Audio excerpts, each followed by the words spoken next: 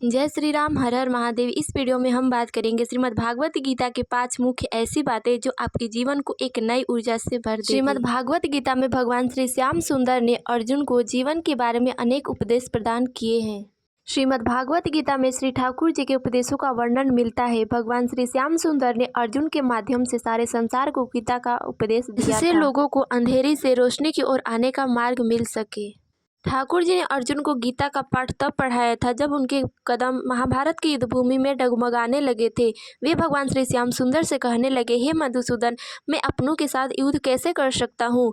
युद्ध क्षेत्र में जितने भी लोग हैं वे सभी मेरे अपने हैं, मेरे बड़े हैं। मैं अपनों पर बाण कैसे छोड़ सकता हूँ? मैं कैसे युद्ध कर सकता हूँ अपनों के साथ? तथा अर्जुन हारते हुए बोले, हे मधुसूदन, मुझे ये युद्ध हारना स्वीकार है। मुझे हस्तिनापुर की गद्दी भी नहीं चाहिए, लेकिन मैं अपनों के साथ युद्ध नहीं कर सकता।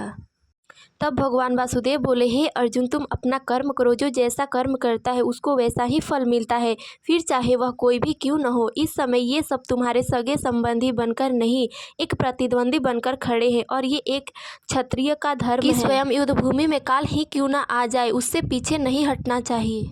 हे पार्थ, ये धर्म का युद्ध है और युद्ध में विजय सदा धर्म व सत्य की ही होती है। अतः तुम अपने संबंधियों के बारे में विचार न कर धर्म और सत्य की रक्षा करो, यही तुम्हारा कर्म है। इसी युद्ध में भगवान श्री श्याम सुंदर ने अर्जुन जी को बहुत से जीवन की ऐसी उपदेश दिए जो कि आपके जीवन में एक रामबाण के समान है। भगवान श्री श्याम सुंदर के उपदेश सुनकर अर्जुन अपने लक्ष्य की ओर अग्रसर हुए थे। कहा जाता है कि श्रीमद् भागवत गीता में जीवन की हर एक परेशानी का हल मिल जाता है। भागवत गीता में 18 अध्याय व 700 श्लोक है जिनमें धर्म के मार्ग का अनुसरण करते हुए सत्कर्म करने की शिक्षा दी गई है। गीता जी का अनुसरण करने से जीवन में अनेक सात्विक बदलाव के साथ व्यक्ति को हर काम में सफलता प्राप्त होती है। तो आइए जानते हैं श्रीमद् भागवत गीता की उन 5 मुख्य बातों के बारे में जिन्हें अपनाकर कोई भी व्यक्ति अपने नकारात्मक पर, अपने गलत भावों के विचारों पर विजय प्राप्त कर सकता है। पहला है क्रोध पर काबू। गीता जी के अनुसार व्यक्ति को अपने क्रोध पर काबू करना सीखना चाहिए। जब भी व्यक्ति का क्रोध आता है वह अपना नियंत्रण खो देता है और आवेश में आकर गलत काम कर देता है, किसी को अपशब्द कह देता है। क्रोध में लिए गए फैसले अक्सर गलत होते हैं जिससे व्यक्ति को आगे चलकर पछताना पड़ता है।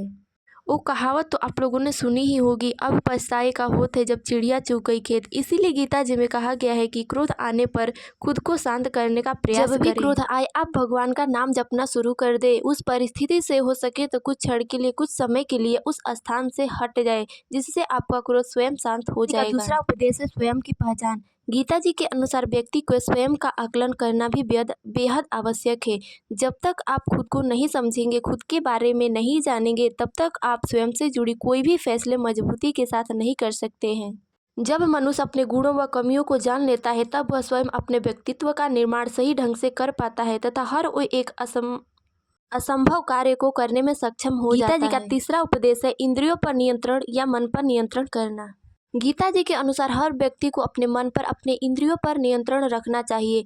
मन बहुत चंचल होता है और यही चंचल मन हमारे दुखों का कारण बनता है। जब भी कोई बात हमारे मन में आती है तो उसे बिना सोचे समझे, बिना परिणाम जाने वो कार्य हम कर देते हैं, जिससे हमें गलत कार्य का गलत परिणाम व सही कार्य का सही परिणाम मिलता है।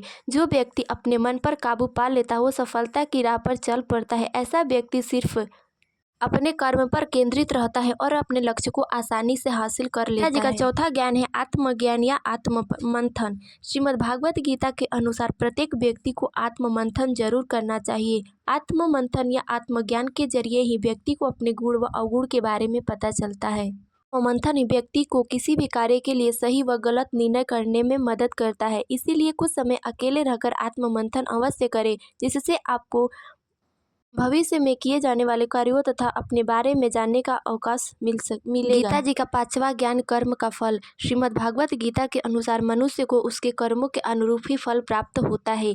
एक गाना तो आप लोगों ने सुना ही होगा, जो बोएगा वही पाएगा, तेरा किया आगे आएगा, सुख दुख है क्या फल कर्मों का, जैसी करनी वैसी भरनी। इसीलिए परिणाम के बारे में बिना सोचे ही व्यक्ति को अच्छे कर्म करते रहना चाहिए, सिर्फ अपने कर्म पर ही ध्यान देना चाहिए।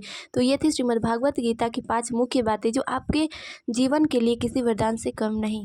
आशा करते हैं भगवान श्री श्याम सुंदर की कुछ मुख्य बातें जो कि आप अपने जीवन में उतारे तथा आप अपने जीवन को, अपने भविष्य को उज्जवल बनाए। इस वीडियो में बस इतना ही, मिलता है अगले वीडियो में, तब तक ले जय श्री राम, हर हर महादेव।